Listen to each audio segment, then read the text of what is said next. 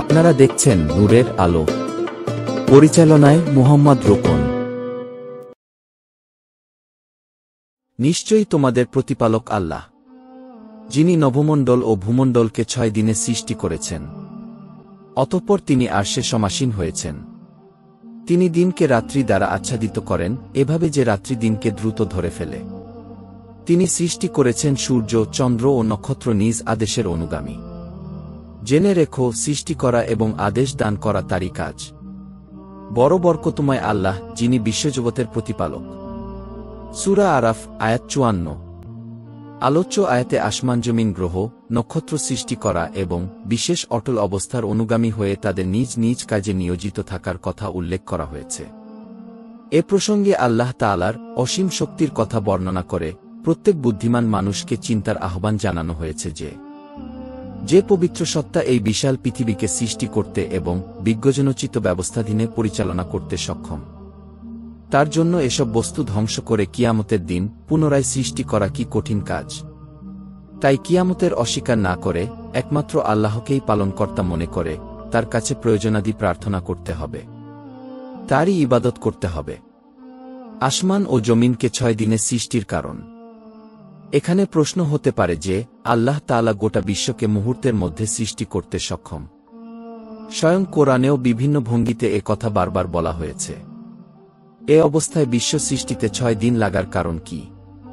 প্রখ্যাত তাফসিরবিদ হযরত সাইদ ইবনে জুবায়ের রাদিয়াল্লাহু আনহু এ প্রশ্নের উত্তরে বলেন, আল্লাহ তাআলার মহাশক্তি নিঃসন্দেহে এক নিমেষে সবকিছু সৃষ্টি করতে পারে, কিন্তু মানুষকে বিশ্ব ব্যবস্থা পরিচালনায় ধারাবাহিকতা ও কর্মপক্কতা শিক্ষা দেওয়ার উদ্দেশ্যেই এতে 6 দিন ব্যয় করা হয়েছে।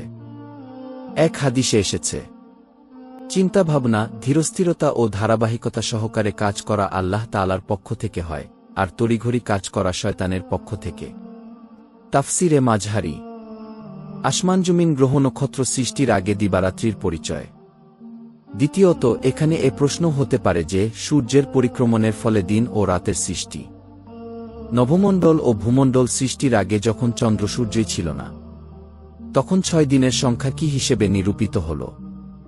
এর জবাবে কোনো তাফসিরবিদ বলছেন, 6 দিন বলে এতটুকু সময় বোঝানো হয়েছে যা এই জগতের হিসাবে 6 দিন হয়।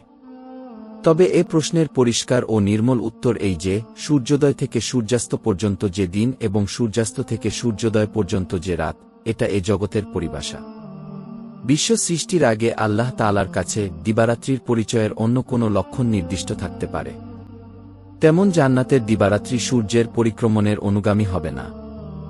উদাহরণত পরকালের দিন সম্পর্কে কোরআনে বলা হয়েছে যে সেখানে একদিন 1000 বছরের সমান হবে। সে 6 দিন কোনটি? বিশুদ্ধ বর্ণনা অনুসারে যে 6 দিনে জগৎ সৃষ্টি করা হয়েছে তা রবিবার থেকে শুরু হয়ে শুক্রবার, শনিবারে জগৎ সৃষ্টির কাজ করা হয়নি। এ 6 দিনের কার্যাবলী নিয়ে বিস্তারিত আলোচনা সূরা হামিম সিজদার 9 ও 10 আয়াতে রয়েছে। রবি ও সোমবার এ 2 দিনে পৃথিবী সৃষ্টি করা হয়েছে। মঙ্গল ও বুধবার ভূমণ্ডলের সাজসরঞ্জাম, পাহাড়, নদী, খনি, বৃক্ষ, সৃষ্টজীবের পানাহারের বস্তু সৃষ্টি করা হয়েছে। বৃহস্পতি ও শুক্রবার 7 আকাশ সৃষ্টি করা হয়েছে।